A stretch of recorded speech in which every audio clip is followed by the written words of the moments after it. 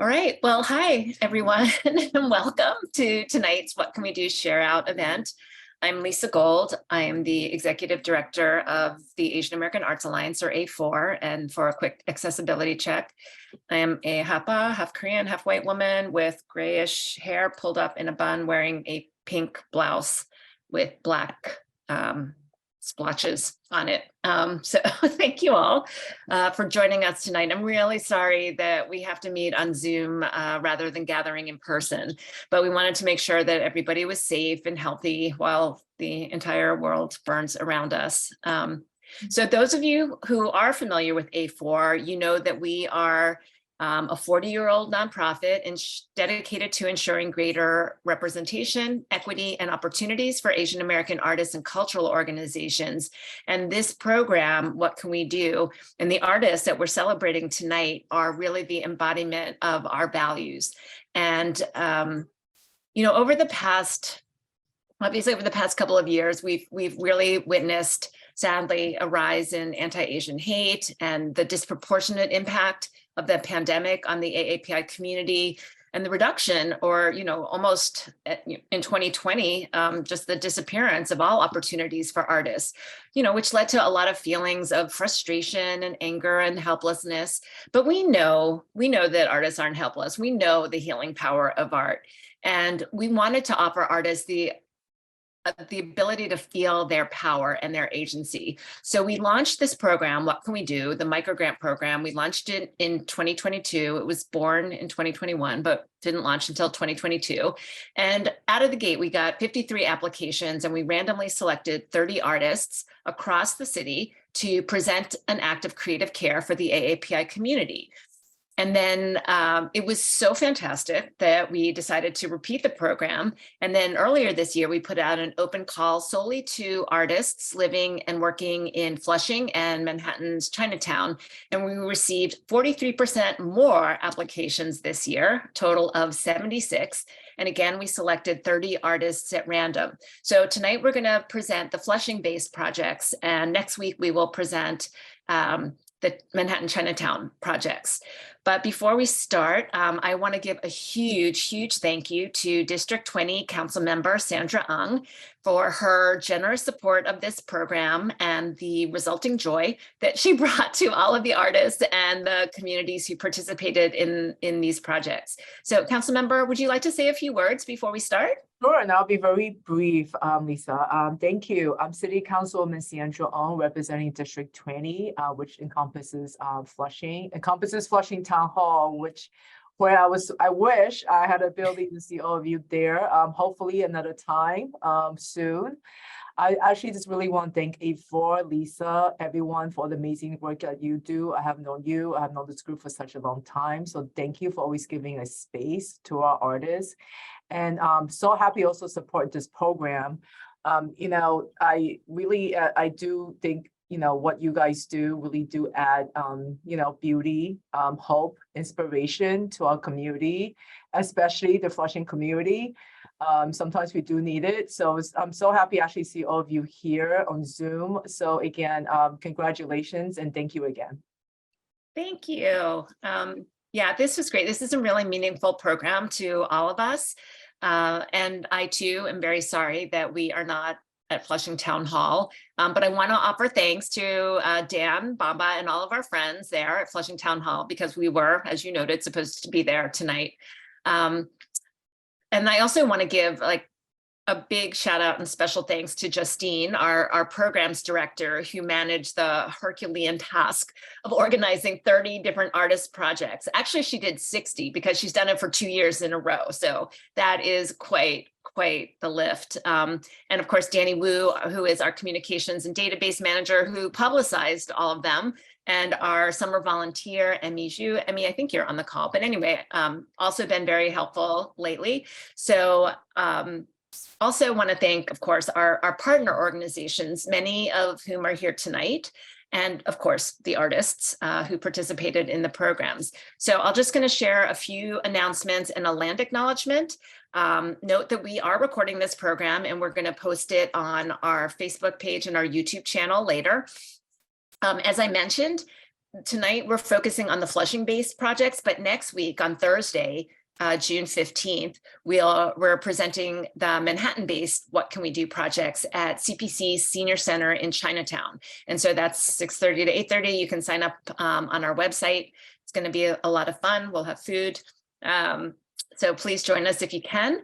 And then in July, next month, I can't believe next month is July, we will be presenting our town hall. It's our signature event that happens every other month. And this one is going to take place July 19th at the Asia Art Archive in America in Brooklyn Heights. And the theme is going to be tracing histories. So that's really exciting. It's a beautiful venue, but space is limited. So I encourage you to sign up now. It's also on our website. And another thing I wanted to share, a big part of what we do is to advocate for our community and for all BIPOC organizations and artists. And we've been involved with an appeal for budget equity with a broad coalition of organizations, including LXNY, Dance NYC, and many others. And last year, the city made an effort, or the Department of Cultural Affairs made an effort to increase the minimum grant amount for small organizations, nonprofits. But what happened was they ended up taking that money from other small and medium-sized organizations, while some of the largest institutions received million-dollar increases. So, that's not really equity. And we know that the large organizations, the CIGs, no offense, Flushing Hall, we love you, but some of the larger ones, especially in Manhattan, which receives the lion's share of funding,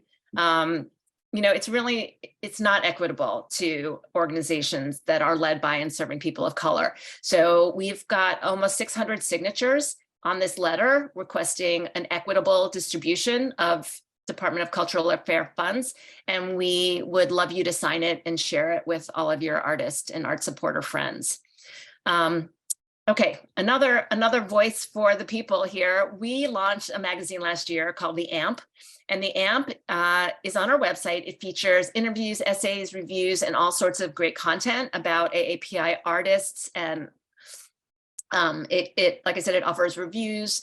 It creates an archive of the work that's being made right now. There's no other creative publication of its kind. And we really want to amplify the voices and create a platform for writers and critics so that they can get jobs in mainstream media and we can tell our own stories from our authentic voices. So if you have an idea, you want to be part of the AMP, you can pitch us a story at the AMP at aaartsalliance.org. So I hope you'll check it out. It has new articles every week and they're just great, if I do say so myself. And then speaking of great, we are turning 40 this year, and our 40th anniversary gala is going to take place in October 12th. So I just want you to save the date for that. We'll be sending out information shortly. It's going to be very exciting. And then finally, just a friendly reminder for you to share your work with us and any kind of community events on the website. We have this amazing community calendar. It's free to post. It's very easy. Just click on the community login tab, and then you can post your event or an opportunity, a job, a call, anything like that. And you can also sign up for our newsletter so you don't miss out on any of these great opportunities or programs.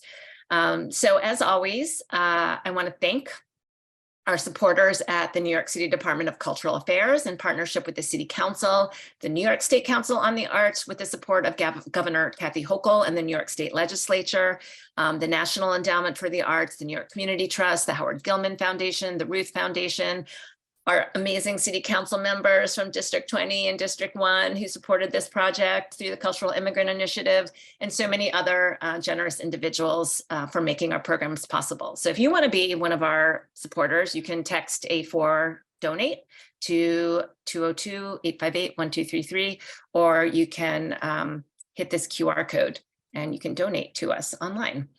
Okay, so I'm going to start now with the program. So I'm going to introduce the artists, and some of whom are with us in person, and we'll talk about their projects individually.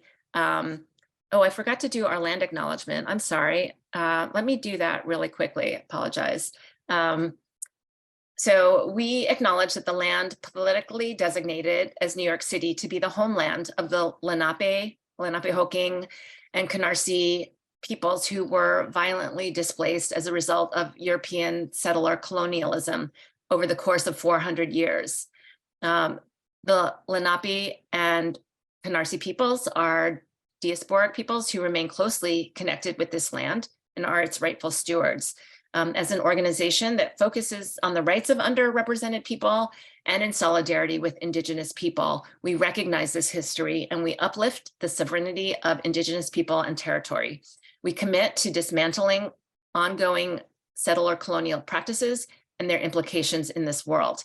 And especially given what we have all experienced over the past couple of days, I think we must take even greater care to honor and protect and steward these lands. So going back to the artists, as I noted, so yeah, thanks again. So each of the artists will be presenting tonight. Some of them will be presenting in person. The ones that are highlighted will be presenting tonight. The other are the artists that will be presenting at CPC next week. But these are 30 artists. Justine, can you go back to the prior slide? So just again, quick rundown of this project. So we awarded the grants. We awarded 30 grants, which actually touched more than 30 artists because we had several collectives and artist pairs who worked together. So we actually impacted more than 30 artists who created 30 projects over a span of 3 months, focusing on 2 neighborhoods, District 1 and District 20, or Flushing and Chinatown, Manhattan. We also partnered with 16 different community organizations, reaching an estimated total of close to 250,000 people through this program and its impacts. So I think that's really impressive. Justine, let's go to the next slide and we can run through the artists. So I'm not going to say everybody's names. I will introduce them in alphabetical order. And the ones who cannot join us tonight, sadly, will have presented a video or sent us a video. So we'll still get to hear from them in their own words. But artists, I will call your name if you're here, and then you will have a chance to present. So I think, oh yeah, and if anybody has questions, you feel free to put them in the chat and we'll do a Q&A at the end. So, okay, let's start up. So first up will be Roxy Chang. Roxy, you want to talk about your project? Yes. Hi, everyone. I hope you can hear me well. I'm Roxy, and I'm one of the artists that have been chosen for what we can do. And I'm really happy that we got this grant. I'm a core member of this language justice collective called Gongmeng. And Gongmeng itself as a collective, we were founded in 2017, and we've been doing community interpreting work since 2017. So I actually applied for this grant on an individual basis, but this work really, specifically this workshop, we've had a really active recruitment of just wanting to get as many interpreters in New York City, but of course, like with targeting those who serve Flushing to really join this workshop. And the reason why I had this project idea was because I see this need in our community. So these are photos that were taken on the the first one on the left was taken on the first day of the workshop, and then the second one was on the second day of the workshop.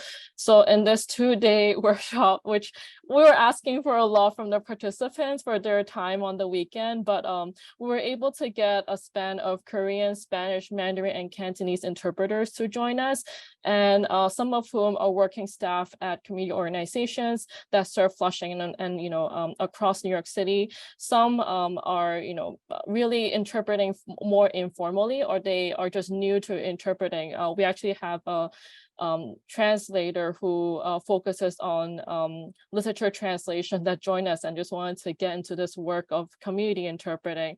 So you can see in the photo on the right, we were actually talking about the brain, body, and heart of interpreting, because the theme of the grant is really around community care. And we feel that oftentimes as interpreters or language workers, we're really not thinking or as aware of how much we're putting out in terms of our labor, or how emotionally intensive it could be sometimes when we're in kind of more complicated settings. We have interpreters who actually work in an immigrant justice setting.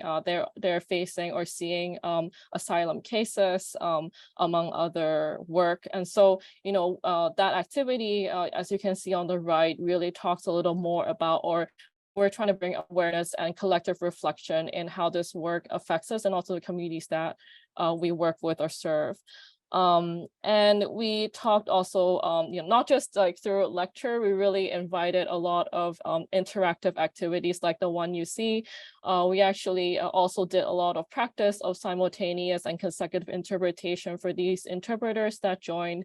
And, without Minkwon supporting us, we would not have the space to host this workshop. So, we're so grateful because they're just one of many community organizations they work with. Oftentimes when it comes to candidates forums or like community meetings, town halls, and even in other organizations work like Red Canary Song, working with Flushing sex workers. So our work really speaks to different demographics, and we really hope that, without this grant, we wouldn't be able to really give this thorough time to do this workshop, and also make it so that these interpreters that work for our community can attend for free and have really a continuing resource and community to practice with each other in terms of, not only how they have done this work, but how they will do this work moving forward. So I hope that speaks to everything that I'm supposed to share, because there is a lot I can get into in terms of what we've covered in this workshop series. But this is really something that really also helped us in our, in the Gongming Collective, is that we really hope to continue providing more of these workshops. And so we really got some feedback from participants as well around how we can improve and how we can continue to make these workshops and resources accessible to our community. So that's my sharing. Thank you. Great. Thank you so much. That was wonderful. Thanks, Roxy. Next up is Ling Chen. Ling, you want to talk about your drama workshop? Great. Yeah, I do. Great. Thanks, Lisa. So first off, I'm Ling, and I'm very honored to be here tonight to present my workshop. We were asked to talk about 3 things, but the most important thing that I actually want to talk about are my thank yous. My heartfelt thank you to A4 and New York City Department of Cultural Affairs and City Council, particularly Christopher Marte and Sandra for the microgrant that you gave me and the community of Flushing. I also want to say a sincere thank you to Glow Cultural Center for hosting the workshop, and in particular, Liang Ming for all the support in making this happen. And lastly, I want to give a personal thank you to my good friend Brendan, who was there with me on the ground and shaping the marketing copy, and just generally an extraordinaire when it comes to giving feedback. Okay, so now back to those 3 things. So the workshop was a creative writing experience inspired by Chinese and Korean dramas. So in one of my own roles as a human being, I'm a coach, and I work deeply with others on understanding their emotions. And I was inspired by the swoon-worthy moments in K-romance dramas that makes our heart flutter, and use it as a way to help Asian Americans expand their perspectives of themselves in romance dramas, where they are usually limited to stereotypical roles, such as the male geek for males, or a quiet or hypersexualized female. And in this workshop, participants share their favorite swoon-worthy moments that makes their heart race and flutter, and discuss what makes these moments so romantic. We looked at the ingredients that makes these moments romantic, and then we worked together as a group to try and craft our own swoon-worthy moment. So the workshop was held 3 times over the course of 2 months. and twice in homes with friends, and I lived in Flushing, and then once at a local cultural center. I received a lot of great feedback from participants, and I'll just share one quick quote. This one male participant said, "I think the workshop was interesting because it made me reflect on why we like the scenes and content that we do. And it pushed me to use my imagination and make something of my own that other people can also relate to. And I'm aiming to become more swoon-worthy, quote unquote, in real life." So we're now in discussion to bring this workshop again to youth volunteers and then to another group of adults at Glow Cultural Center with a stronger emphasis on understanding their emotions. My biggest learning was in one-word marketing. It was my first time marketing my own workshop, and I learned a lot. I'm almost embarrassed to say this, but I traded about 80 emails with the program director at Glow Cultural Center around discussing how to reach my target audience. But my actual favorite learning from this experience was everyone's definition of swoon-worthy. I think you'll see them on a slideshow, but everyone had a very unique definition of what swoon-worthy meant for them. And it was very rich and diverse, and it gave me a deep insight in seeing this person. So once again, thank you for this opportunity. And yeah, I'm very happy. Perfect. Thank you, Ling. Like exactly on time. Appreciate that. Okay, next up, I think it's Fran from CAO, Chinese Artists and Organizers Collective, talking about their project Strings of Touch. Yeah, thank you so much. So we have a video. Would you please play the video, and then I can do some Q&A. You can like DM me or just put questions in the chat if you wish. Yeah, thank you so much. Hi everyone, we're the Chinese Artists and Organizers Collective, and today we're going to share our What Can We Do project with Red Canary Song, titled Strings of Touch. And I'm Hui. And I'm Laura. A little bit more about our collective, Tao Collective. We were founded last year in August, and we create art as a form of organizing and building a sustainable community. Our practice is rooted in the intersection between art and political organizing in the Sinophone diaspora and in solidarity with other marginalized communities.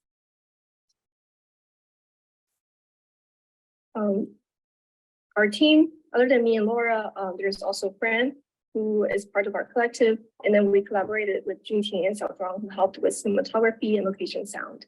We interviewed 2 members of Red Canary Song's Chinese outreach team, Lin and Lisa.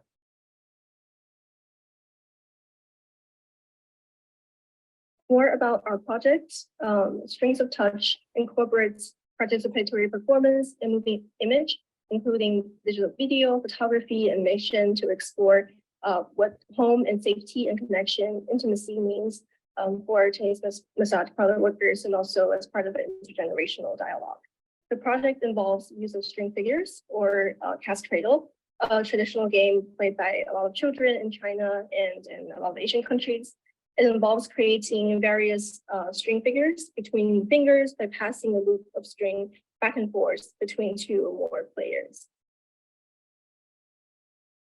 And when we were thinking about the project, we focused on the hand movement because we think about the massage parlor workers, their daily life involve a lot of care, labor, and intimacies through their hands. And Lisa, through our conversation, Lisa shared that she actually never got to play the games because she had to take care of her younger siblings when she was a child. And so Lin actually was the one who taught her, and then later the rest of us several figures, including, and also shared the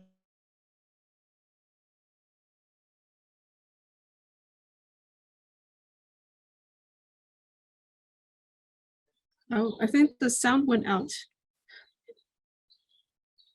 Is it just me? pink and vibrant color that you can see, and all the decorations are actually deliberately like designed by Lisa herself, and she painted all the pink herself as well. And this is when they're playing the string fingers. Also, this is, I think it's called the bridge.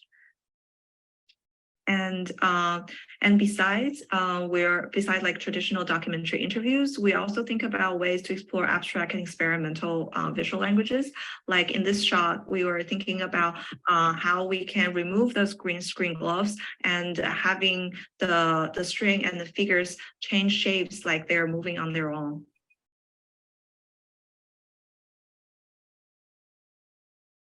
And so currently we're in process of editing a 10 to 12 minute multi-channel video, and we're much looking forward for funding resources and artist collaborators, graphic designer, as well as community member who are interested in sharing their knowledge and support. And so thank you all for listening. And here's our website and Instagram and email. Let's stay connected. Thank you. Yeah, that's all. Thank you, everyone. I'm also going to post like our contact information in the chat. And yeah, good to see you all here tonight. That's great. Thank you so much. Next up, I think we have a video from Yin Young Choi. Is that correct, Justine? Yes, that's correct. Hi, my name is Yin Young Choi. First of all, thank you to the AAA who hosts this program. So during this program, I had an ink wash painting workshop. The workshop was held in community center called CPC Nan Shan Senior Center in Flushing. And I was open to the senior. It was open to the senior interested in learning the basic of the ink wash painting. The participants for the ink wash painting workshop were normally seniors in the local community centers.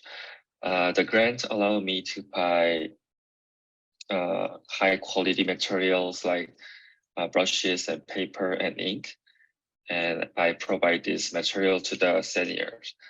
I received positive feedback from participants with many expressing their appreciation for the chance to learn new skills and engage in a creative activity. Some participants mentioned, I never thought I could paint something like this. And thank you for the providing this opportunity to seniors. It's very important to keep learning and trying new things. So I really touched and moved their comments. I believe this grant had a really significant impact on the participants and helped to foster a sense of community and creativity among them. This project inspired me to continue exploring like traditional materials in my future project.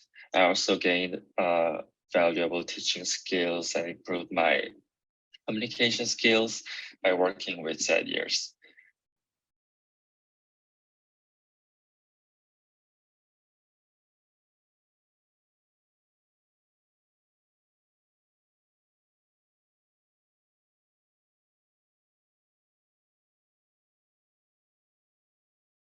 Great. All right. So next up, Astrid Dong. Astrid, you want to talk about puppeteering for TV?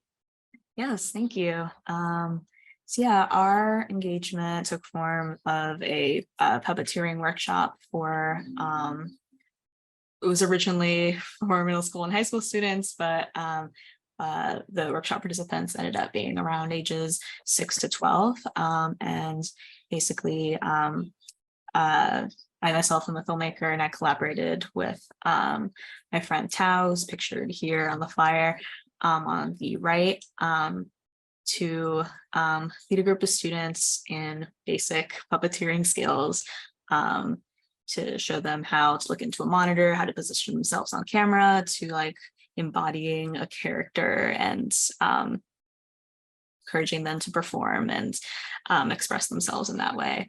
And so we held this event with the Queens Historical Society, and we were able to meet with different board members. The students were had come to like different programs at the Historical Society. So it was a really nice point of I think like intergenerational learning.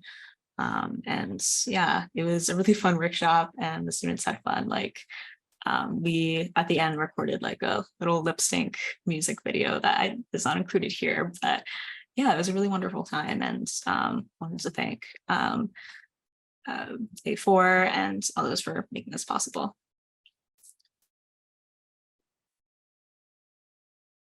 Thanks, Astrid. We want to see that video. next time. You'll have to send it to us. Yes, we'll do. Okay, that sounds great. I totally want to see it. Next up is Maggie Meike Hui. Maggie, you want to talk about your art therapy workshop? Hi everyone, I'm Maggie. Yeah, first I would like to send my thanks, just like everyone, to A4, and Justin has helped us a lot, and also Lisa, you've been here. And also I've contacted Flushing Town Hall, and then even though I didn't work with them at the end, but Glow, so both Flushing Town Hall and Glow Community Center, very, very patient with me. So the workshop was like a sound healing workshop with drawing, coming from a background of previously academic in architecture, teaching and coaching. So I've always interested in like looking into our intimacy, so looking inward. So this workshop sort of give me a good opportunity to test everything together, including like meditation, visualization, leading to some sort of artwork exercise, and at the end lying down. Especially, so at the end we have 10 women. So even though I extended the invitation to like across all gender and different age. So we have 10 adult women, and then there's one pair of mother and daughter. And this workshop was fortunately held just a day before Mother's Day. So it was like emphasized on sort of discovering our own motherly nature. So not necessarily just connect to everyone's mother. So any sort of women feeling like positive energy and resources. So the drawing, you see that at the top of the head, it was the earlier part that we started with like just quiet down and connecting the mother energy inside us. And then each of them, I introduced how to use soft pastel and just using their hands. So most of them have never like do any drawing like this way. And this is a way I've learned from a friend in Holland, just how to use a more like impressive approach of like really doing it slowly, let the color, let the experience inform themselves. What's their present state, and then they were asked to sit with the drawing and look at it without too much analytical mind, so they all feel very calm. Then the second part is then I will let them lie down and rest. And right before that, I've also tested let everyone sort of walk slowly in a circle to admire, just look at each other's drawing. So in a way, it's more like a collective women's circle to help co-supporting each other. So that was a very touching moment without analytical mind, just being present with each other. And then, yeah, they had a good time, sort of just a number of them fall very deep into sleep. This was like about 20 minutes, half an hour. And it was very fortunate. Yeah, so some of the testimony, they really feel getting deep in touch with themselves, especially like in Flushing or in New York City. There's so many things on our plate for women and also all other gender, but for these 10 women. So I think they really gain some sense of how they can use their own resources to relax. So going forward, this workshop actually was 2 hours, and I tried to pack like 3 things in. So actually each segment can be a workshop by itself. So this opportunity really helped me to move forward to, develop into, one is just maybe like visualization exercise, one is drawing exercise, and the last one is about sound and just relaxation. So thank you so much. And also during this workshop, Glow Community Center really helped me to set up the space really beautifully. They have a beautiful space.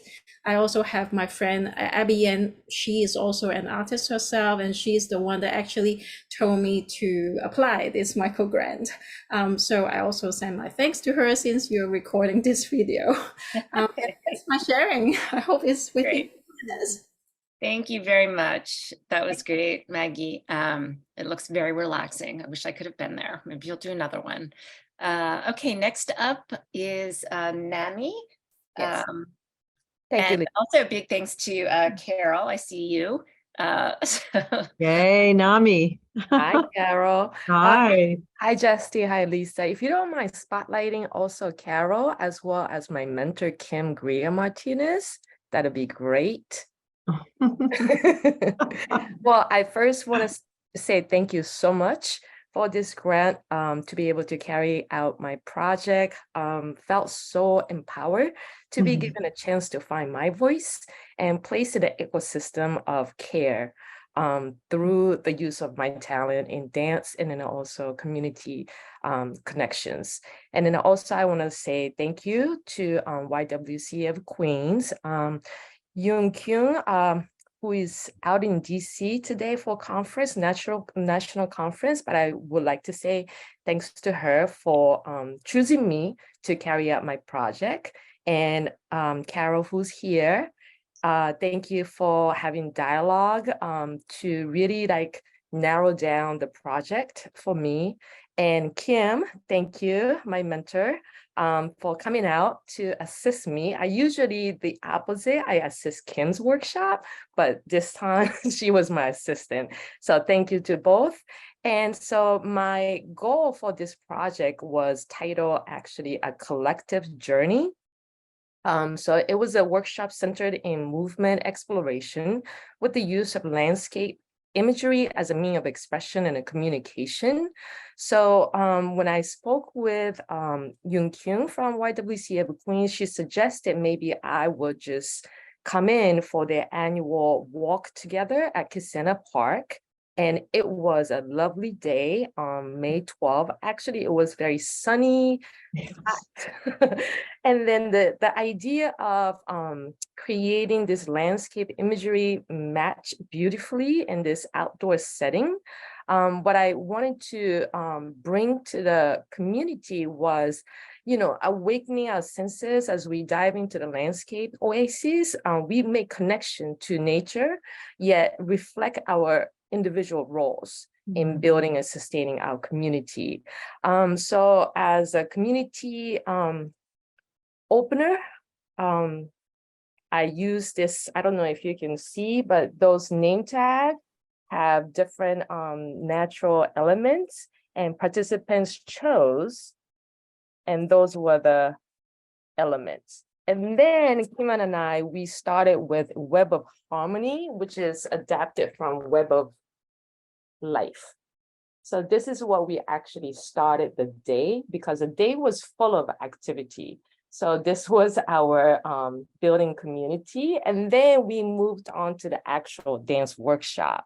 As I was having conversation with Carol, I thought of what can I do? What kind of dance theme I should create? And Carol mentioned that they love dancing. So I said, okay, let me think. And then I spoke with Kim and I spoke with my mom. And then I'm like, why not disco? So we did disco theme at Kisena Park at 10 o'clock in the morning. And that was a hit. Everybody loved moving. And it was such a joy to see everybody came together and had fun moving their body and expressing their joy. So that was definitely a hit. And then we walk around the lake twice. But during that walk, Kim and I, we had a wonderful conversation with all the participants and then how much they miss coming together to an event like this and then actually like taking classes. One of the participants actually took a video of Kim doing the steps so that she can go home and then practice with her friends, you know, so that really touched my heart. You know, this is how much like this, the community needs to come together and then do something. Then after a walk as a cool down, we gather again, and then here's the photo of one participant demonstrating the movement of a bird. So I invited, you know, a few participants to come to the front if they could demonstrate any elements that they chose at the beginning of this day. And this was a photo of her demonstrating bird. And then even after that, YWCA Queens, they provided the beautiful, delicious lunch. And we got to sit down with community members, and then we just had a fun throughout the day. It was like between 9 to 12, I believe. And the energy throughout the event was just all positive and then all supportive. Everybody was willing to participate in the Web of Harmony activity, the dance workshop, the walk together, and then the cool down, little demonstration, and then lunch. So That it was sounds lovely, definitely. Nami. Oh, I'm I'm sorry. sorry? I said it sounds amazing. I hope you can wrap up because we have a lot of other people. Okay, thanks. Yeah, so what I wanted to say was it was definitely the testament to the dance as well as music play a vital part of sustaining, uplifting, and inspiring our community. And then more people involved in creating webs, more connection are made in building relationship. And then I really thank you for this opportunity. It sounds lovely. What a great event. Thank you. Thank you you. all. Next up is Jiyoung Kim. Jiyoung, I see you. You want to talk about your mural? Yes, thank you. Thank you for having me here. Thank you, A4, for supporting the project. Thank you, Justin, for your patience. I really did this like until the very last minute. And to finish the project this Monday. So yeah, thank you so much for your patience. And then, of course, I have to thank you, the Nan Shan Senior Center, for supporting this project as well. Peter Cheng, I believe, is here, who was a vital support for this. So the project was creating a mural together with the Senior Center members. So as you can see here, I designed the mural. I went to talk with Peter at the Senior Center, and he specifically wanted the mural to be about anti-hate, Asian hate theme. So I designed this mural on a canvas so that they can hang it wherever they want after the project was finished. And then here, after I sketched out the entire mural on a canvas, I brought it into the center. Senior, I think roughly about 10, 12 people came, signed up for the event. And then within the hour of, I think 2-hour periods, they come. I'm busy mixing the colors, and then they're filling in the painting, following that sketch that you can see in the lower right-hand corner. So the seniors, they were really having fun, just talking to each other. I'm Korean, so I don't speak any Chinese. So there was a little bit of a communication difficulty, but then I was just amazed at how just the act of gathering together and then painting together kind of became like a bridge of understanding and having fun together towards like a common goal, right? Of creating this, finishing this painting. So after this was finished, of course, the painting we couldn't finish it on time. So I brought this into my studio, and then I worked on it for multiple days. My artist friends who had a studio visit with me, they also dropped by and was, oh, can we paint this together? So we had like a painting party right here and there. So that was also kind of a community effort outside the Senior Center painting party thing that we did. So this is the final product that's finished. It's hung right now in the activity room in Nan Shan Senior Center. And I hope they can enjoy the finished product for as long as they can. Yeah. So thank you, A4, for supporting the project. Thank you. Thank you. That's so beautiful. I hope I have a chance to see it in person. So Nina Kuo is unable to join us tonight, but I believe Justine is going to share Nina's project with us. Yes, I am. Hi, everyone. So I'm doing a little multitasking here as I'm driving this slideshow and also speaking. So Nina is a visual artist who presented a workshop during Easter weekend at an event held by Hello Taiwan. In the workshop, Nina shared stories of Asian American leaders in New York City who helped to transform the various Chinatowns and she did this by sharing newspaper clippings, color photos, and other printed materials. Nina invited the Asian American community, so these were adults and youth and families, to create photo collages using the materials. About 30 to 40 people came through to make the collages and to gain a lesson in New York City's Asian American history, and it was a really wonderful time. And you can see some photos here. Yeah, and that is it from Nina. Awesome. Next up is Suji Lee. Hello, can everyone hear me fine? Yes. Okay, amazing. Thanks everyone. I'm super excited to be here. I hope it would have been better if it's in person, but situations happen. So my project was called BYOB, and typically it stands for Bring Your Own Beverages, but for my project, it's called Bring Your Own Belongings. And it's an ongoing project that the selected community members are photographed with a cherished belonging that holds significance in representing their identity, cultural background, or personal interests. The project aims to visualize the intimacy people have with their possessions and provide an intimate bonding experience in the presence of the photographic lens. So for this occasion, I got to collaborate with Queens Botanical Garden in Flushing, and it was an amazing experience. Thank you, Wei and Jotna. I don't think they can make it today, but they were super helpful in setting up the time and gathering these amazing group of Tai Chi members who came here for, I believe, like 20 years. They came every morning, practiced their Tai Chi, and then they all agreed to have this little photo shoot with their cherished belongings. There are more individual photographs that I did with them, but the 2 photos only allowed me to, yes, just like this. So everyone brought their belongings, and I had some like communication difficulty because I'm Korean and they were all Chinese, but still, it was so amazing how people can just simply connect in front of the camera. And then even though they weren't models or they don't have professional like experience in front of a camera, they practiced their motions really amazingly. And overall, it was such a great experience. And also, the project is on view at Queens Botanical Garden right now, so July 30th. So if anyone is around the town, like please check it out. Excellent. Thank you so much. I'm so excited to hear that. So not only did you have this great impact on all of these people, but it continues by showing their photographs. So that's really lovely. So hopefully everybody can get out to the Queens Botanical Garden before the end of July.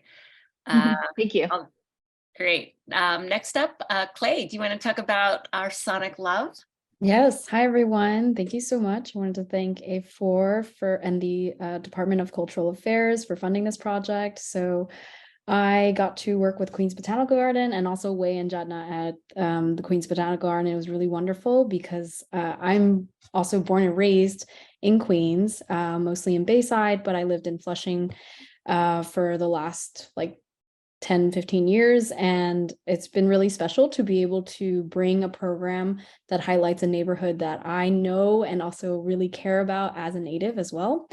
And so I got to curate this lineup of queer, trans, gender nonconforming folks who do music, sing, who do performance with instrumentals, and a Qigong practitioner. And so it was really special to be able also to bring this to a space that I grew up in and to do it outdoors as the weather has been getting warmer, although right now it's quite difficult.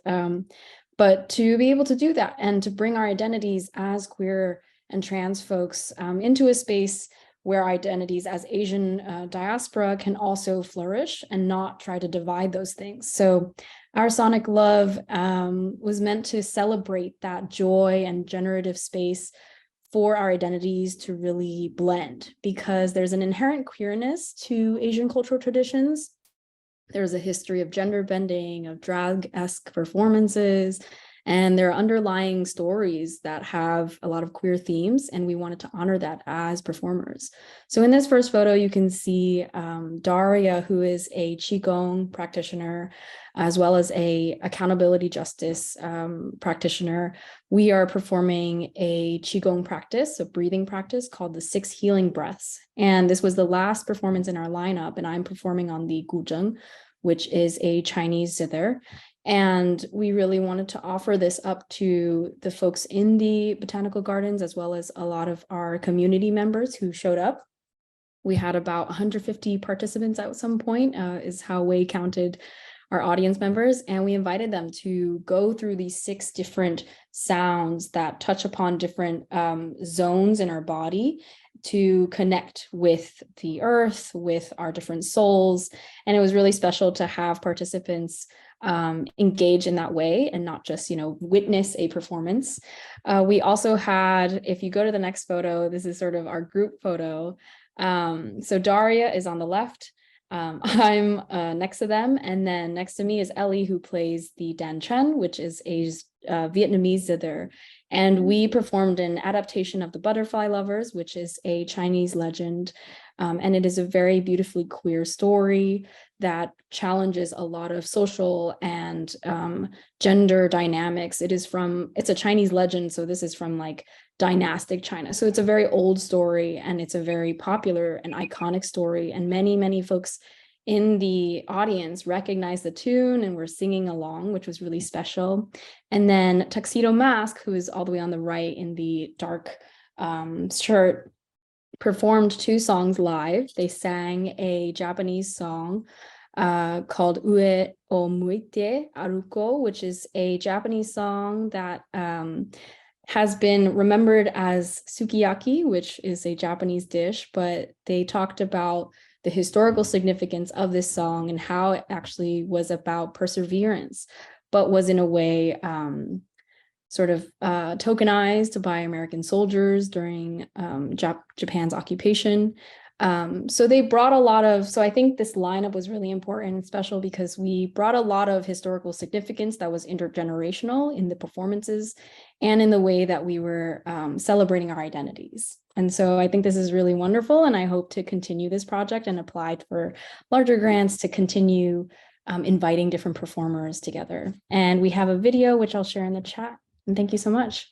Amazing. Thank you so much, Clay. That sounds really like an incredible experience.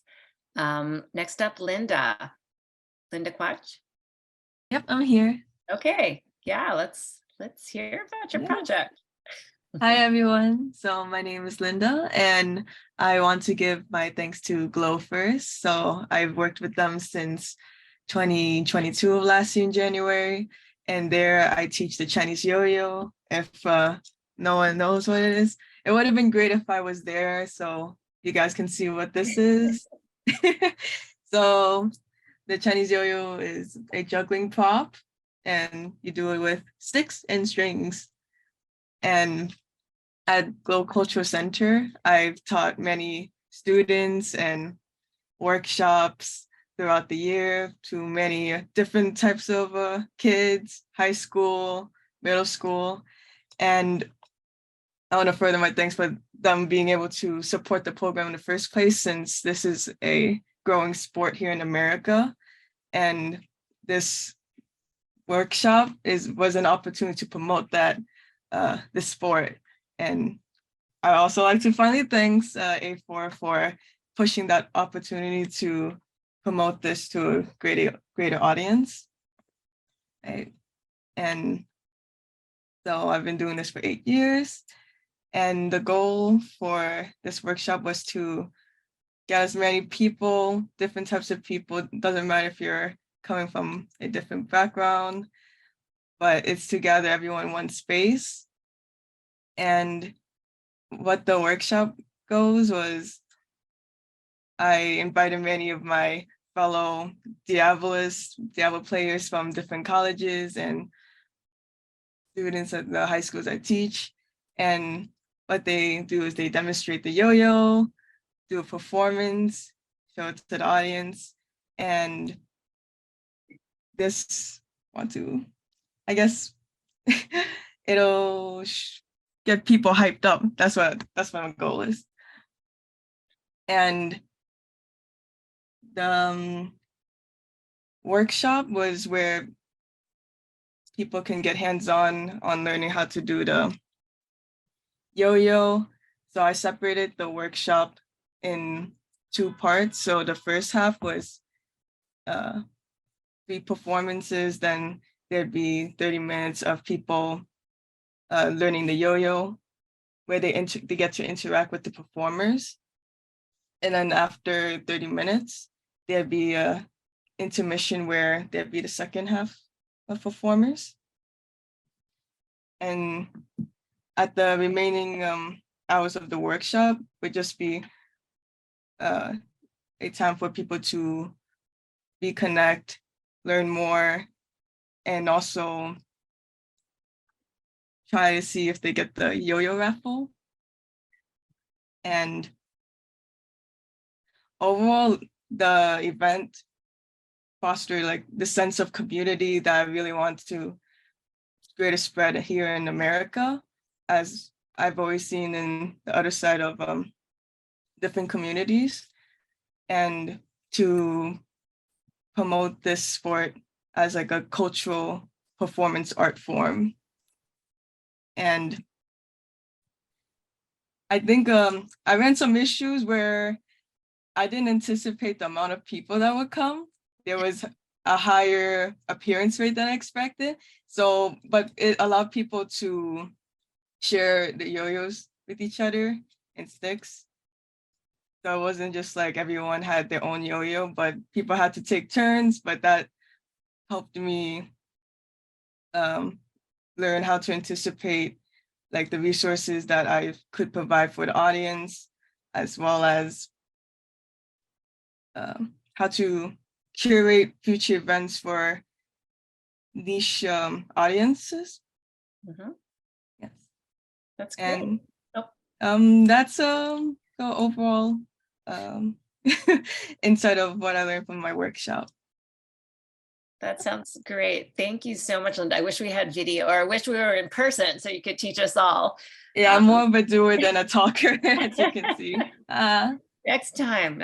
Or you can come on Thursday to I'll see. Chinatown and you want to teach us. Thank you again.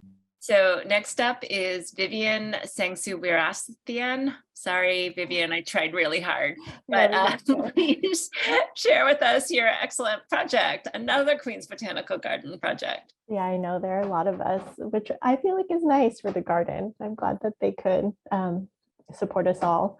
But yeah, I'll be brief. I know we're on a time limit, but my name is Vivian and I'm a set floral designer. And I just want to say thank you to A4, the What We Can Do grant, Justine, and the Queens Botanical Garden. And I know everyone's shouted them out already, but Wei and Jotna like really held it down, I feel like, for all of us. And yeah, a little bit about my project. Magpies and Mums is as reflected through the print motifs and floral choices for the event. The theme of the workshop is inspired by the Chinese belief of magpies and mums, which symbolizes bringing joy to the whole family. And I really wanted to honor the spirit of the garden's story and craft time that they have on Saturdays, which continues to serve the community, specifically a lot of the Flushing-based families in and around the garden. So I organized a flower crown making and lino cut printing workshop, and it invited participants of all ages to create their own floral moments and just to take some time to slow down on a Saturday, create something as a gesture of care for themselves, or maybe they want to gift it to someone. And in old Chinese tradition, gifting of flowers is actually like a very forward sign of care. And I just wanted to be able to offer that to a larger audience and kind of take my floral work outside of my usual context and humanize it in a different way. So the attendees that came were mostly Chinese and Latino families, and a lot of regular garden attendees, like a grandfather with his grandson, or here a grandmother and her granddaughter. And it was actually, I speak both Spanish and Chinese, so that really came in handy just to be able to connect and communicate and just really like guide them through the whole process. And it was just so rewarding to see what everyone created once they know like basic principles and just, you know, like basic skills, and they can just kind of take it and run with it.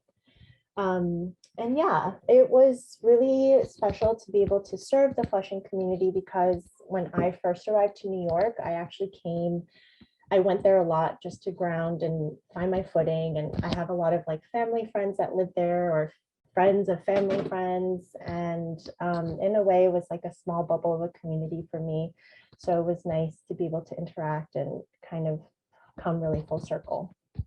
And this was my first time hosting a workshop of this nature. And I find that I'm actually very open and interested in doing some more like workshops that facilitate intergenerational learning. And by doing this, actually, the garden has potentially offered to be able to continue hosting this workshop. So if anyone's interested or is around Flushing on a Saturday, please stop by this summer and yeah, come say hi. Thank you again. And it's been lovely hearing everyone's projects too. Thank you, Vivian. That sounds so great. I want to come out, so let us know when you're going to be doing these in the future. I will. I definitely will. That's so exciting. Yeah, just so beautiful, and I love the prints too. Yeah, the prints really came out really nicely. Fantastic. So next up, Harley Spiller, who is not able to join us, but sent us a video about sharing fruit. So.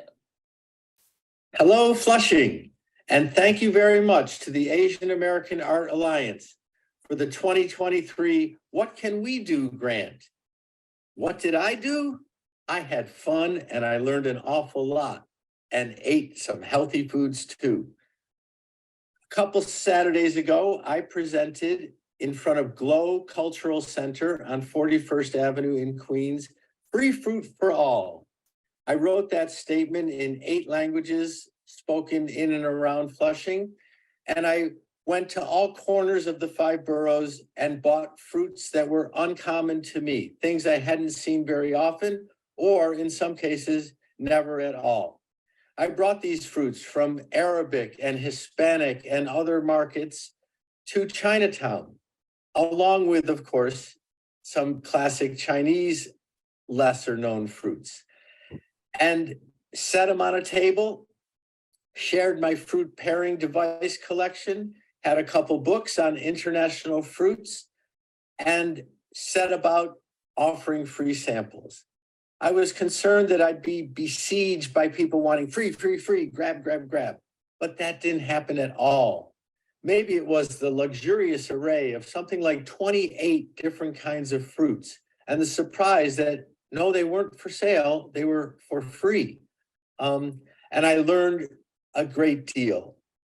About 100 people took samples of fruits, and maybe 5 or 7 stayed for up to an hour and tried nearly every single fruit. I never did get to cut open that 6-pound papaya, but I did share over 40 pounds of fruit, including one of my all-time favorites, Wong Pei. These tiny little spheres have more seed than pulp, probably an equal amount of skin that's not very tasty. But man, do they hit that sweet spot between sweet and sour. I just love them. And they're supposedly good for your throat. And as you can tell by now, I love to talk. But what I really learned was from one of the passersby who said, "Oh, you have Wong Pei. They're from Guangxi, my hometown." And that was really charming. And she told me that there aren't very many recipes for cooking or preparing these fruits. You just eat them or make a paste. And that sounds just terrific. A nice dense block of pure Wong Pei flavor. And you can use it a little bit in the soup, a little bit in a stir fry. And I guess it gives it that certain Guangxi je ne sais quoi. I had a blast sharing chocolate. Well, not exactly. The cocoa pod, the seeds of which are roasted and fermented and turned into the world-beloved sweet chocolate. Most people haven't handled one of these pods, let alone tasted the delicious white pulp inside. So thank you very much for listening. I hope you eat a healthy diet and learn lots about other cultures through food. It's one way we can do wonders for each other. Thank you.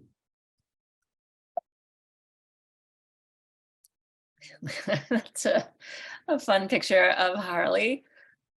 with his very wide array of fruit. It looks delicious. Okay, next up, Yasuyo Tanaka. Lisa, it's another video. Oh, right, sorry, that's right. I want to share that. These are beautiful. My name is Yasuyo Tanaka. I'm social practice artist. I held a Peace and Harmony Japanese paper workshop at Queens Botanical Gardens Climate Art Festival on April 22nd, 2023. Japanese paper is called washi. The word wa means peace and harmony. The theme of the workshop is to use Japanese paper to introduce Japanese culture, while for creating the medicine ball that symbolizes the future vision of peace and harmony. This workshop consists of two parts: dyeing Japanese paper and making origami flowers. Two workshops are held at the same time with my assistant, Himeka Murai. I made panels showing the content of the workshop, the theme and photos of previous workshops. We displayed them with the medicine ball completed elsewhere at the first front table. We prepared one table for dyeing Japanese paper and another for origami. We are busy dealing with many diverse participants who came one after another. However, I was able to have a conversation about the theme of workshop with the participants during the production. Through collaborative work, I told the history of origami as an oral tradition, the health effects that lead to mental stability, activation of the brain, and the meaning of the medicine ball. At this event, the medicine ball was not completed.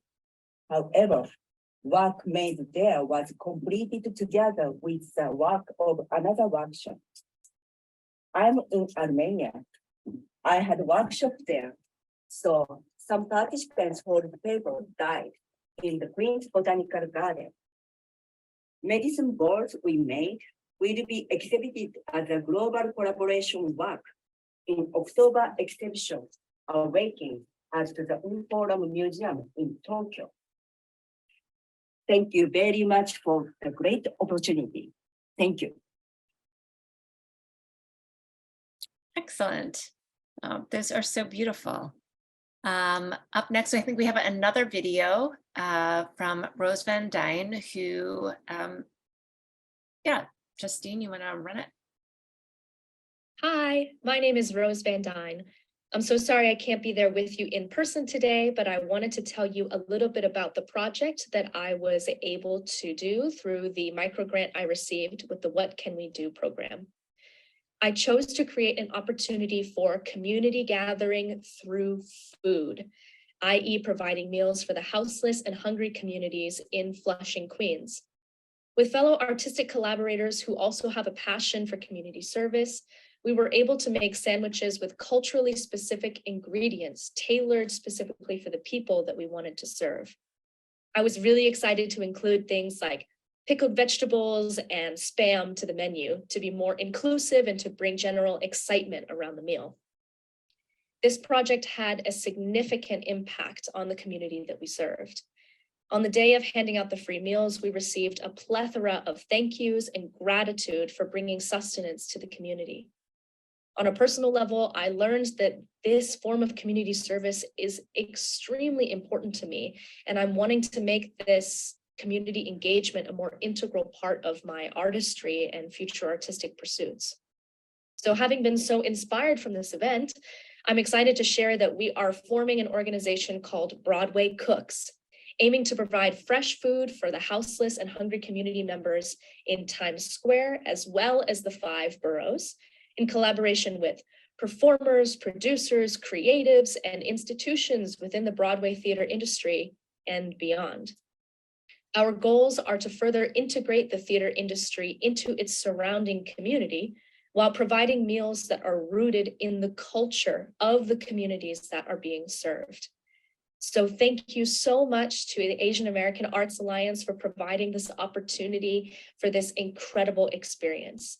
I have been deeply moved and changed by the ability to enact this form of community service. And I can't wait to use it as a catalyst for many, many more events to come. Thank you. That was lovely. Some pictures of those delicious sandwiches. Okay, next up, Xixi Wang. Hi. So I am a visual artist and graphic designer based in New York City. And for my project, I collaborated with Red Canary Song and my own organization, Asians for Sex Positivity, and created a mental health campaign titled It's Okay to Ask. This campaign was very much inspired by my own experience with mental health. I grew up in a household where mental health was never talked about and always felt scared to reach out for help, whether that's finding therapy or seeing a counselor at school. And I think that's a very common experience for AAPI folks, where talking about mental health is very taboo. So the goal of this campaign was to tackle three main things. One being mental health stigma, as there's a lot of research that shows that Asian Americans are the least likely racial group to take actions on their mental health. Two being language barrier, because language inaccessibility in our health systems affect our ability to get care that is linguistically and culturally competent. And then three, we want to tackle limited health literacy among Asian American immigrants that often leads to underutilization of necessary medical care. So as part of the campaign, I designed 6 unique posters that you can see here. Each design highlighted a different quote, and I wanted to make sure that these quotes really spoke to Asian Americans, mainly to help people feel less alone in their experiences, while also letting them know that finding mental health help shouldn't be something that's shameful. Each design was also translated into Chinese, Korean, Japanese, and Tagalog, because I wanted to make sure that this campaign was as accessible as possible to the communities we were serving. And as you can kind of see on the bottom of each poster, there is a QR code that leads to a website with mental health resources for AAPI folks in New York City. So at the end, once I finished designing everything, I printed and mailed out all of the posters to a couple of different AAPI organizations in Chinatown and Flushing to distribute. And I also distributed them on social media platforms. This was the first campaign that I've personally ever worked on as a designer, and it was definitely a rewarding experience for me. I've lived in New York City for almost 10 years and didn't realize how much mental health resources there are out there specifically geared towards Asian folks. And in the future, I think I've definitely been inspired to take on another campaign for the future and make another similar one that's focused specifically on sexual health resources, since that's also another big topic that's very stigmatized in Asian communities. So yeah, that's my project, and huge thanks to A4 and Red Canary Song for supporting. That's amazing. Thank you so much. It's so important, and it's really beautiful too. Okay, next up, Junshu Z. Hi. Hi. And So, do we have people from Undo Poverty here with us as well? Oh, we did. This is Stephanie. Okay, go ahead. Sorry. hi. So, Junshu is actually the duo that I work with Nina Junucci, who is also in this call right now, but I will be presenting. If you could move forward to the photos, that would be helpful. Thank you. So our project proposal was pretty flexible because we both come from a graphic design and illustration background, and we wanted to work with an organization to apply these skills. And so we ended up pairing with Undo Poverty Flushing, I think Marilla is in the call, but big thanks to everyone who was able to help us out with this. So Marilla, Benice, Sophie, like everyone in the subcommittee, because this went through a lot of drafts and yeah, hi Marilla. So this is what we ended up coming up with, and I have like a printout of it, and those are just more like mock-ups of what the pamphlet is, and this is kind of the basic information of like how to approach finding work and what like how to get ready for an interview, what to do during an interview and after, and also informing people about employee discrimination. So yeah, this has still yet to be fully launched. We just finished designing this, like I think a week ago or this week. So I'm excited to see where this will go. June, do you have anything else to add? Yeah, I'll turn on my video. I'm June. I don't know if you can see me. But I'm June. I'm part of the artist duo, and I guess I just also wanted to say thank you so much to A4 for helping us realize this project and for connecting us to our partner organization, Undo Poverty Flushing. And again, a super big thank you to the committee and subcommittee members from the organization who really like collaborated with us to make this happen, and to also like express our skills in illustration and design, which is also going to be kind of fed back into the community. So we're really grateful for this opportunity. Thank you. Great, thank you all. Looking forward to seeing the final piece. And then always last but not least, we have a video from Jimin Yang of their workshop at Flushing Town Hall in Queens. Hi, good evening, everyone. My name is Jimin Yang. I am a Queens-based choreographer and graphic designer. Thanks to A4 and What Can We Do program, I was able to host 2 community dance workshops inspired by AAPI food baking, one in Chinatown and one in Flushing. I believe in movement's ability to unite community members and bring joy. My goal of this workshop was to bring community members together and encourage them to express themselves through movements. The participants also learned a short excerpt from my dance work, Here We Root, which is inspired by Asian immigrant experience with a focus on Chinese immigrants around the Flushing area. During the workshop, the participants were engaged with warm-up exercises, fun movement games, and interactive partnering exercises. Eventually, they learned a movement combination inspired by making dumplings. Here are some footage from the workshops.